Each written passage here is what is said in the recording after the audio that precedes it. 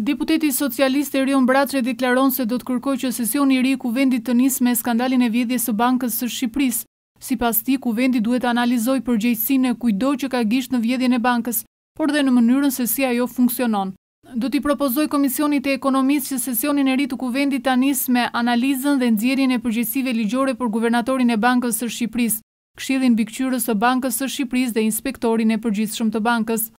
Përgjegjësitë në raport me të tjera fenomene të rënda të ndodhura në Bankën e Shqipërisë që kanë ndikimin e tyre në abuzime me pozita drejtuese, mbi ngarkimin e strukturës së bankës, mbushjen e saj me lidhje nepotike, duke cënuar rënd pavarësinë e Bankës së Shqipërisë, shkruan Braçe.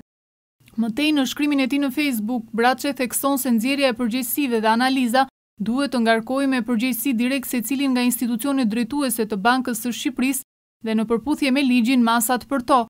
Të shërbejë për një rishikim të plotë të ligjit së bashku me institucionet financiare ndërkombëtare për të theksuar pavarësinë e plotë funksionale, operacionale të Bankës së Shqipërisë, transparencën dhe kontrollin, ndalimin e fortë të konfliktit të interesit të gjithkujt që drejton apo punon në Bankën e Shqipërisë, shkarkimin e menjëhershëm të kujdo drejtuesi të mandatuar, kur veprimet dhe mosveprimet e tij cënojnë rënd interesat e Bankës së Shqipërisë.